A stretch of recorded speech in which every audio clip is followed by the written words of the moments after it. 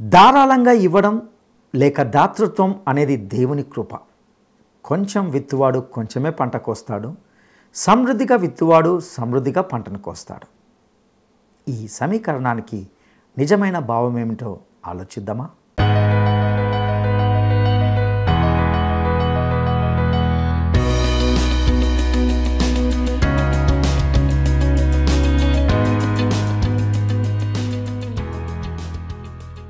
క్రీస్తునందు ప్రియమైన ప్రేమధార టీవీ వీక్షకులందరికీ మన ప్రభువైన యేసు క్రీస్తు శ్రేష్టమైన నామంలో శుభములు తెలియజేస్తున్నాం. నేటి మన ధ్యాన భాగంగా 2వ కొరింథీ పత్రిక 9వ అధ్యాయము 10 నుండి 15 వచనాల వరకు ధ్యానించుకోబోతున్నాం. గత పాఠంలో మనము గమనించిన విధంగా క్రైస్తవ విశ్వాసులుగా మనము ఎక్కువగా ధారాళంగా మన దాతృత్వాన్ని కుమ్మరించాలి. పౌలు పదే పదే విస్తారంగా వెదజల్లాలని కోరినట్లుగా చూశాం.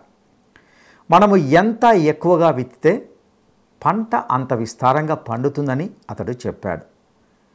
దేవునికి ఇచ్చేవాడు ఒక రైతు లాంటివాడు. దేవుడు ఇచ్చేవానికి ఆయన తగిన ప్రతిఫలం ఇస్తాడు. ప్రతి విషయంలో దేవుడే అలాంటి వ్యక్తులకు వృద్ధిని కలగజేస్తాడని చూస్తాం. ఇవ్వడం ద్వారా ఇతరులు కూడా దేవుణ్ణి స్తుతించడం ఎలాగో నేర్చుకుంటారనేది ఒక ముఖ్య ఉద్దేశమైంచినది. మరియు వారు దేవుణ్ణి మహిమపరచడం ఎలాగో తెలుసుకుంటారు. దేవుడు ఉదారుడు గనుక ఆయన ప్రజలు కూడా ఉదారంగా ఉండాలి. మనం చేసే పనులకు ప్రజలు దేవునికి కృతజ్ఞతలు తెలుపుతారు. ఇది ధనం లేక సంపద గురించిన వాగ్దానం కాదు. ఇది ఆధ్యాత్మిక ఫలవంతమైన వాగ్దానం. ఇక పౌలు తన హృదయంలో నిండిన ప్రతి శ్రేష్టమైన ఆధ్యాత్మిక సత్యాలను ఈ విధంగా తెలియజేస్తూ పోయాడు. ఇక సందేశంలోనికి వెళ్దామా? శ్రోతలు, ఈరోజు మన పాఠం 2 కొరింథీ పత్రిక 9వ అధ్యాయం 10 నుండి 15వ వచనం వరకు దాతృత్వాన్ని గురించి పౌలు మాట్లాడుతున్నాడు. సావధానంగా వినండి. పరిశుద్ధుల కొరకైన ఈ పరిచర్యను గూర్చి మీ పేర రాయడానికి నాకు అగత్యము లేదు. మీ మనస్సు సిద్ధమై ఉన్నదని నేనెరుగుదును అనే మాటతో ఈ అధ్యాయం మొదలైంది. ఈ పరిచర్య ఎలాంటిదో మీకు తెలుసు. నేను వేరే ప్రత్యేకంగా చెప్పనక్కర్లేదు. మీ మనస్సులు ఈ పరిచర్య విషయమై సిద్ధపడి ఉన్నాయి. ఉత్తమమైన ప్రతి కార్యము చేయడానికి కావలసిన కృపను దేవుడు మీ పట్ల విస్తరింపచేస్తాడు. మన ప్రభువు వెదజల్లి బేదలకిచ్చాడు. ఆయన నీతి నిరంతరము నిలుస్తుంది. ఇది దాతృత్వ నీతి. దీనిని గురించి పౌలు ఇంకా విపులంగా రాస్తున్నాడు. విత్తేవానికి విత్తనము, తినడానికి ఆహారము దయచేసే దేవుడు మీకు విత్తనము దయచేసి విస్తరింపచేసి మీరు ప్రతి విషయములో పూర్ణ ఔదార్య భాగ్యము గలవారు అవ్వాలని మీ నీతి ఫలమును వృద్ధి పొందిస్తాడు. ఇట్టి ఔదార్యము వలన మా ద్వారా దేవునికి కృతజ్ఞతాస్తుతులు అర్పించబడతాయి. ఏలయనగా ఈ సేవను గూర్చిన పరిచర్య పరిశుద్ధుల అక్కరలకు సహాయము కలుగచేయడము మాత్రమే కాకుండా అనేకులు దేవునికి సమర్పించే కృతజ్ఞతాస్తుతుల మూలముగా విస్తరిస్తున్నది. ఎలాగనగా క్రీస్తు సువార్తను అంగీకరిస్తాము అని ఒప్పుకోవడంలో మీరు విధేయులైనందుచేత వారి విషయము అందరి విషయము ఇంత ఔదార్యముగా ధర్మము చేసినందుచేతను ఈ పరిచర్య మూలముగా మీ యోగ్యత కనపడినందున వారు దేవుణ్ణి మహిమపరుస్తున్నారు. దేవుడు మీ ఎడల కనపరిచిన అత్యధికమైన కృపను చూచి వారు మీ నిమిత్తమై ప్రార్థన చేస్తూ మిమ్మును చూడాలని విశేషాసక్తి గలవారై ఉన్నారు. చెప్పశక్యము కాని ఆయన వరమును గూర్చి దేవునికి స్తోత్రము. శ్రోతలు వింటున్నారా? కొందరు దాతృత్వము ద్వారా భక్తులమవుతామనుకోవచ్చు. అలా కానే కాదు. విశ్వాసి తన కుటుంబాన్ని పోషించుకోవాలి. ఆ ఖర్చు కూడా తగ్గించి దేవునికి ఇవ్వమని కాదు. తన వారిని పోషించని వాడు అవిశ్వాసి కంటే భ్రష్టుడు అని వాక్యం చెబుతోంది. దాతృత్వమని అతిగా వ్యవహరించకూడదు. బాధ్యతల విషయంలో సమతౌల్యం పాటించాలి. వివేకము గలిగి ప్రవర్తించాలి. మన దాతృత్వ తీర్మానం పరిశుద్ధమై స్వార్థరహితమై ఉండాలి. ఇదే దేవుడు మన నుండి కోరుతున్నాడు. నీవు ఇచ్చినప్పుడు ప్రజలు దేవునికి కృతజ్ఞతలు చెప్తారు. స్తుతి మహిమలు దేవునికే చెందుతాయి. విశ్వాసులు ఆయా స్థలాలలో చెదరిపోయి ఉంటారు. మన కృపాదాతృత్వం వారిలో కృతజ్ఞతాభావాన్ని కలిగిస్తుంది. అది దేవునికి మహిమ. ఇవ్వటము కృప. దశమ భాగం ఇవ్వడం దేవుని ఆజ్ఞ కాదు, అది చెల్లించవలసిన విధి. ధర్మశాస్త్రం కాదు, కృప. మన పరిస్థితులను బట్టి, స్థితిగతులను బట్టి దశమ భాగమునకు పైన దాతృత్వం ఒక కృపగా విస్తరిస్తుంది.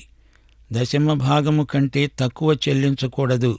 దశమ భాగానికి పైన ఎంతైనా ఇవ్వవచ్చు. ఇది విశ్వాసుల దాతృత్వ జీవిత శైలి. కొందరు దశమ భాగాన్ని మించి ఇవ్వలేరు. శక్తి కొలది ఇవ్వవచ్చు, నిర్బంధం లేదు. దేవుడు మీ ఎడల అత్యధికమైన కృపను కనపరిచాడు. యెరూషలేములోని పరిశుద్ధులు ఈ సంగతి విని మిమ్మల్ని చూడాలని విశేషాసక్తి చూపుతున్నారు. పౌలు ఈ అధ్యాయం ముగింపులో ఒక అమూల్యమైన మాట అన్నాడు. చెప్పశక్యము కాని దేవుని వరమును గూర్చి దేవునికి స్తోత్రం. నీవు నేను ఎంత ఇచ్చినా దేవుడిచ్చినంత ఇవ్వగలమా? దేవుడు మనకు చెప్పనశక్యమైన వర్ణనాతీతమైన వరమిచ్చాడు. తన కుమారుణ్ణి మన కోసమై చనిపోవడానికి ఇచ్చాడు. 2 కొరింథీ 8:9 పౌలు ఇంతకు ముందే అన్నాడు, మీరు మన ప్రభు అయిన యేసు కృపను ఎరుగుదురు గదా. ఆయన ధనవంతుడై ఉన్నా మీరు తన దారిద్ర్యము వలన ధనవంతులు కావాలని మీ నిమిత్తము దరిద్రుడయ్యాడు. ఆయన ఐశ్వర్యవంతుడైనా ఆయన పరలోకాన్ని విడిచిపెట్టాడు, తన మహిమను సైతం విడిచిపెట్టాడు. ఆయన ఒక సేవకుడుగా ఈ లోకానికి వచ్చాడు. తన శిష్యుల పాదాలు కడిగాడు. ఆయన 33.5 సంవత్సరాలు జీవించాడు. గాని ఆయన అందరి కోసం చనిపోవడానికి వచ్చాడు. ఆయన శిలువ మరణం చెందాడు. శిలువ వేతలో ఆయన పొందిన దారుణ హింసను చూడండి. మన నిత్య జీవానికి ఆయన చెల్లించిన వెల అది. ఆయన ఇదంతా ఎందుకు చేశాడు? ఆయన తన ఎదుట ఉంచబడిన ఆనందము కొరకై అవమానమును నిర్లక్ష్యపెట్టి శిలువను సహించి దేవుని సింహాసనము యొక్క కుడిపార్శ్వమున ఆసీనుడై ఉన్నాడు. ఆయన మన రక్షకుడు, మహిమగల ప్రభువు. ఆయన మహిమను తగ్గించకండి. ఆయన ప్రకాశమానమైన వేకువ చుక్క. ఆయన సాక్షాత్తు దేవుని కుమారుడు. ఆయన మన విమోచకుడు. దేవుడు మనకిచ్చిన వరం చెప్పశక్యము కాని వరం. దాతృత్వ భావనలో యేసే పరాకాష్ఠ. ఆయన దాతృత్వాన్ని మించింది ఇహపరములలో మరొకటి లేదు. ఇవ్వడం దేవుని లక్షణం, పుచ్చుకోవడం మానవ లక్షణం. ఇవ్వడం పుచ్చుకోవడం కంటే ధన్యత అని ప్రభువు అన్నది ఇందుకే. కృపాదాతృత్వానికి దేవుడిచ్చే బహుమానాలు నిత్యత్వానికి సంబంధించినవి, హృదయ సంబంధమైనవి, ఆత్మ సంబంధమైనవి. మనం దాతృత్వ సాధన వల్ల ప్రేమ సంపన్నులమవుతాము. ప్రేమ ప్రతిఫలం కోరదు. ప్రేమ పరార్థమై ఎంతటి త్యాగమైనా చేస్తుంది. భౌతిక వస్తువాహనాలకు అతీతమైనది. అంతేకాదు, దాతృత్వం వల్ల పరలోకంలో మనకు స్నేహితులు ఎక్కువవుతారు. స్నేహితులు గలవాడు స్నేహశీలి. ప్రేమించబడేవాడు ప్రేమించేవాడై ఉండాలి. నీ హృదయం ఇతరుల కోసం పరిగెత్తాలి. అప్పుడు ఇతరుల హృదయాలు నీ వైపునకు ఆకర్షితమవుతాయి. దాతృత్వం ద్వారా ఇతరులు మనల్ని కష్టనష్టాలలో ఆదుకునేవారవుతారు.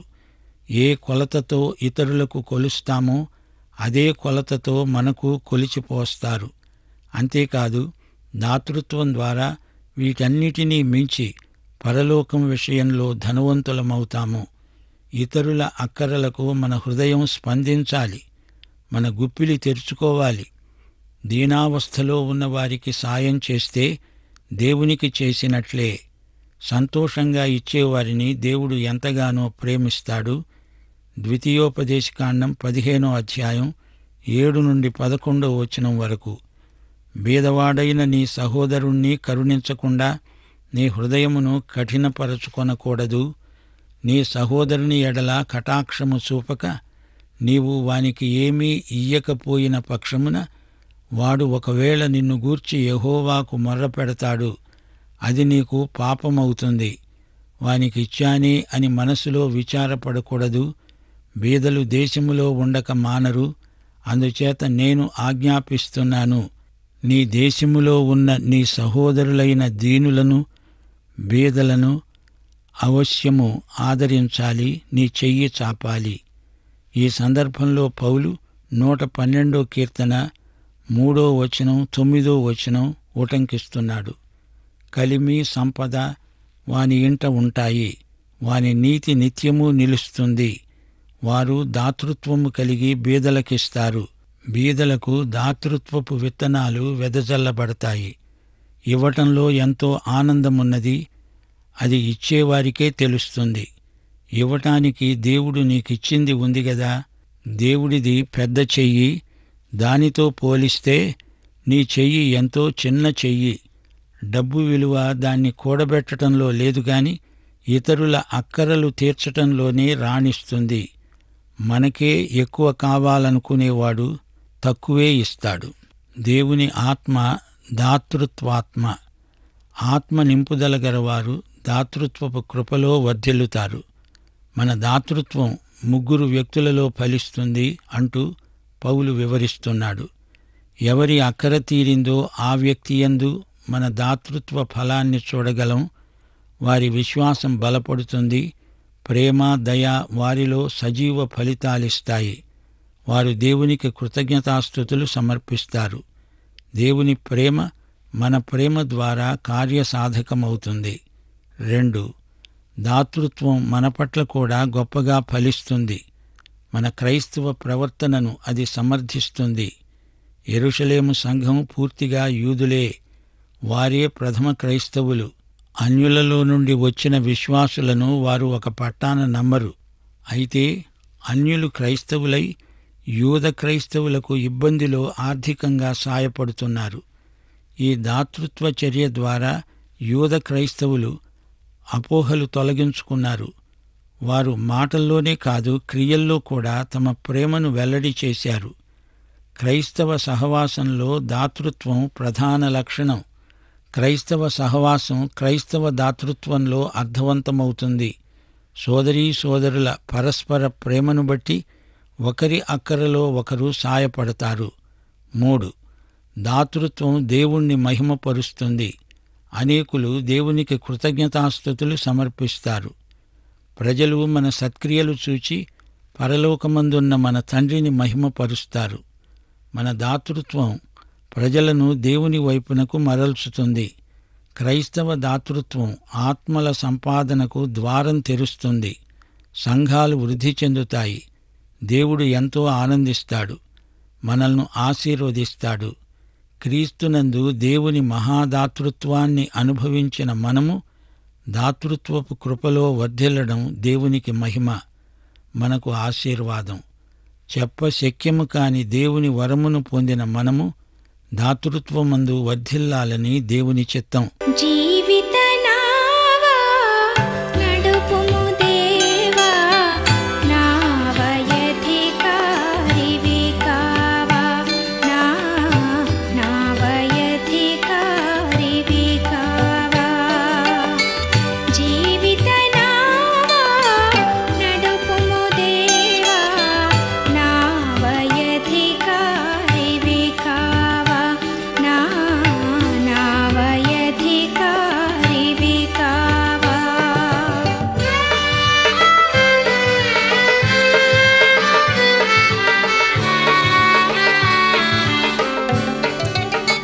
బ్రతుకెల్లా నీ ధ్యాసను కలిగే పతనమనే శత్రువునోడించి, బ్రతుకెల్లా నీ ధ్యాసను కలిగే పతనమనే శత్రువునోడించి, లతను పోలి నీవాధారముగన్, లతను పోలి నీవాధారముగన్, ఋతువులెల్ల ఫలించెదా నే, ఋతువులెల్ల ఫలించెదా. వచ్చేదా జీవిత నావా నడుపుము దేవా నావయధికారివి కావా నావయధికారివి కావా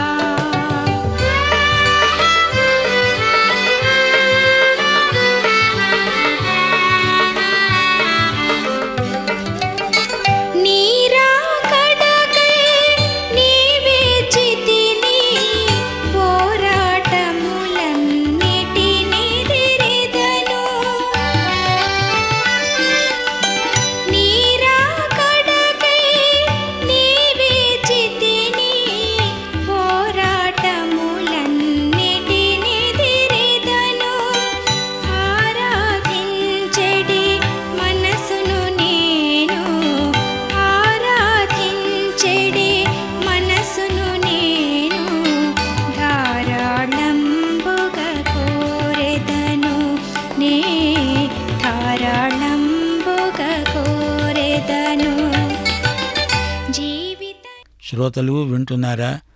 2 కొరింథీ పత్రికలో 2 సార్లు తాను లోగడ రాసిన ఉత్తరాన్ని గురించి పౌలు ప్రస్తావించాడు. 2వ అధ్యాయం 4వ వచనం, ఆ తరువాత 7వ అధ్యాయం 8వ వచనం గమనించండి. మీకు దుఃఖము కలిగించాలని కాదుగాని నాకు కలిగి ఉన్న అత్యధికమైన ప్రేమను మీరు తెలుసుకోవాలని నిండు ప్రేమతో మనోవేదనతో ఎంతో కన్నీరు విడుస్తూ మీకు రాశాను. నేను రాసిన పత్రిక వలన మిమ్మును దుఃఖపెట్టినందున విచారపడను. నాకు విచారము కలిగినా ఆ పత్రిక మిమ్మును స్వల్పకాలము మట్టుకే దుఃఖపెట్టిందని తెలుసుకున్నాను. పౌలు లోగడ రాసిన ఆ ఉత్తరమేది? అది మొదటి పత్రిక కాదు. మరి పౌలు పేర్కొన్న ఆ పత్రిక పూర్తి పాఠం మనకు లభించలేదు. ఒకవేళ ఆ పత్రికాంశాలు 2 కొరింథీ 10 నుండి 13 అధ్యాయం వరకు క్లుప్తంగా పొందుపరచబడి ఉండవచ్చు. ఈ 4 అధ్యాయాలు లోగడ పౌలు రాసిన కఠినమైన పత్రికలోని అంశాలే. యోహాను సువార్త 6వ అధ్యాయం 9వ వచనంలోని చిన్నవాడు మనకు దాతృత్వ పాఠం నేర్పిన అజ్ఞాత వ్యక్తి. జనసమూహం యేసు ప్రబోధాన్ని వింటున్నారు. ప్రసంగం ముగిసింది. ప్రజలు ఆకలిగొని ఉన్నారు. వీరికి రొట్టెలు ఎక్కడి నుంచి తేవాలి అనే ప్రశ్న శిష్యులను ఎదుర్కొన్నది. ఇంతలో అంద్రెయ కబురు తెచ్చాడు. ఒక బాలుడున్నాడు. వాని వద్ద 5 రొట్టెలు 2 చేపలు ఉన్నాయి. 10,000 మందికి ఈ కొంచెం ఆహారం ఏ మూలకు? ఆ పిల్లవాడు 5 రొట్టెలు 2 చేపలు ఎందుకు మోసుకువచ్చినట్లు? ఆ పిల్లవాడికి ఒక రోజుకు 1 రొట్టె చాలు. యవల రొట్టె, పెద్ద సైజు రొట్టెలవి. గోధుమల కంటే యవలు చౌక. ఆ పిల్లవాడు రొట్టెలు అమ్మటానికి తెచ్చాడు. రొట్టెలకు అనుపానం చేప. రొట్టె తింటూ చేపను కొరుక్కు తింటారు, నంజుకుంటారు. కుర్రవాడు యేసు చేసిన ప్రసంగం విన్నాడు. అతని దగ్గర రొట్టెల్లో 1 అతడు అమ్మలేదు. చేపల్లో 1 ఎవరూ కొనలేదు. అంద్రెయ ఆహారం కోసం చూస్తూ ఉంటే ఈ పిల్లవాడు చెయ్యెత్తి అన్నాడు, అయ్యా, ఇక్కడ నా వద్ద కొంత ఆహారముంది.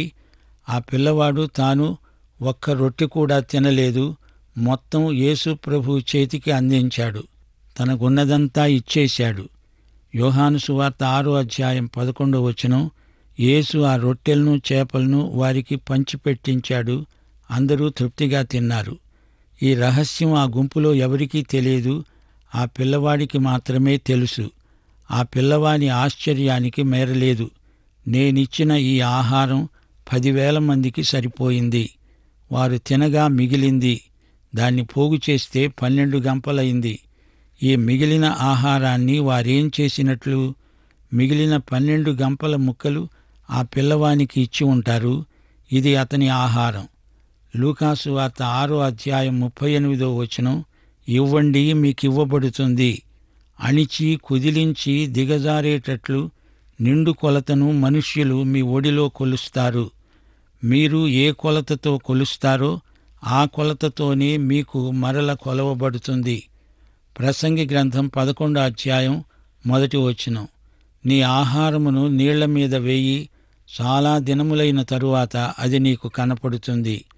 ఆ కుర్రవాడు ఇంటికి ఇదంతా తీసుకెళ్ళి తన ఇంటివారికి ఇచ్చిన సాక్ష్యం దేవునికి ఎంతో మహిమ కలిగించింది.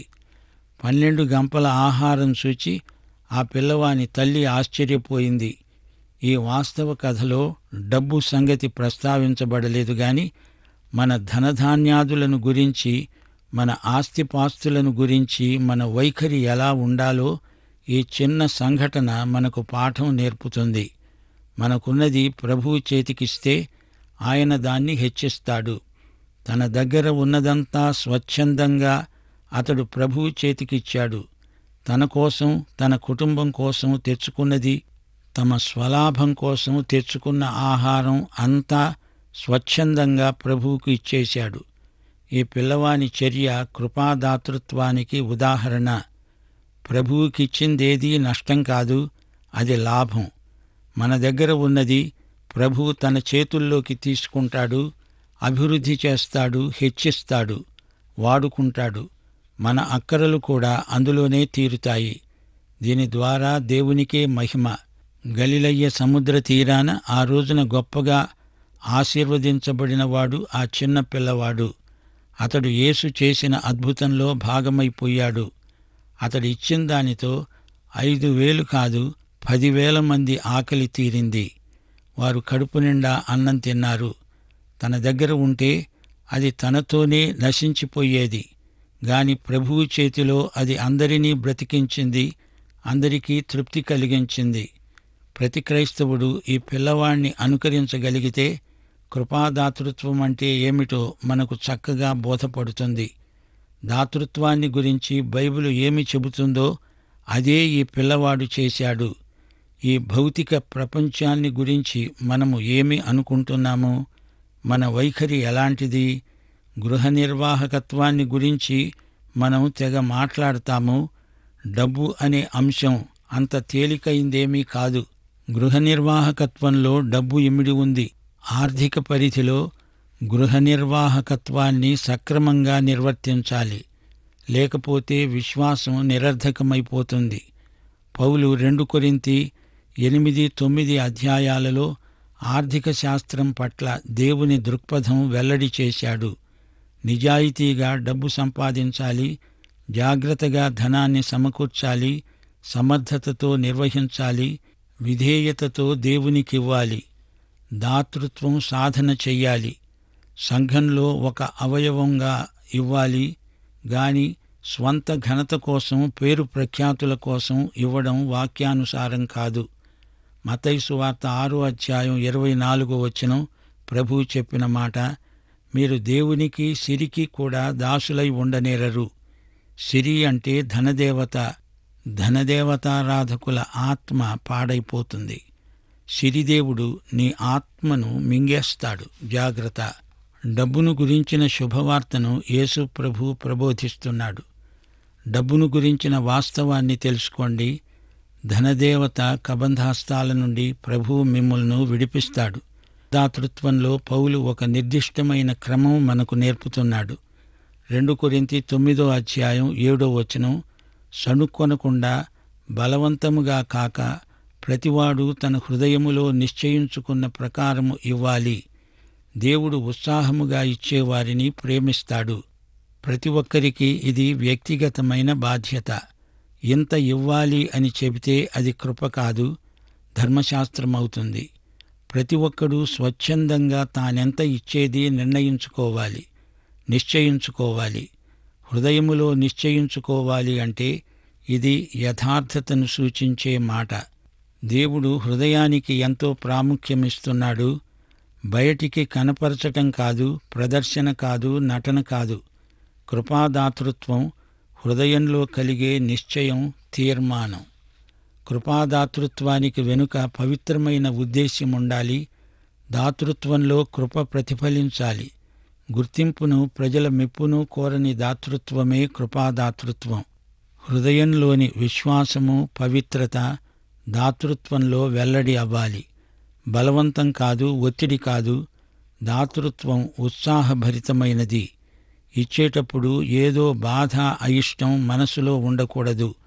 తప్పనిసరిగా బలవంతాన పండ్ల బింకంతో ఇచ్చింది కృపాదాతృత్వం ఎలా అవుతుంది? దేవుడు తన కృపలో పాలు పొందడానికి మనందర్నీ పిలుస్తున్నాడు. దేవుడు మన డబ్బు మీద ఆధారపడి ఉండడు. మన డబ్బు కంటే దేవునికి మనం అనగా నీవు నేను ముఖ్యం. ఇవ్వడం విశ్వాసికి ఎంతో సంతోషం కలిగించే చర్య. పుచ్చుకోవడంలో ఉన్న శ్రద్ధ కంటే ఇవ్వడంలో ఎక్కువ శ్రద్ధ చూపేవాడు పరలోకంలో మహానందం అనుభవిస్తాడు. శ్రోతలు జ్ఞాపకముంచుకోండి, కృపాదాతృత్వం క్రైస్తవ సౌశీల్యాన్ని పెంపొందిస్తుంది. శ్రోత, నీవు యేసుక్రీస్తును నీ స్వకీయ రక్షకుడుగా ఎరుగుదువా? అయితే ఈ పాఠం నీకోసమే. పాఠం ఇంతటితో సమాప్తం. ప్రభు అయిన యేసుక్రీస్తు వారి కృప, తండ్రి అయిన దేవుని ప్రేమ, పరిశుద్ధాత్మ యొక్క అన్యోన్య సహవాసము మనకందరికీ సదాకాలము తోడై ఉండునుగాక. ఆమేన్.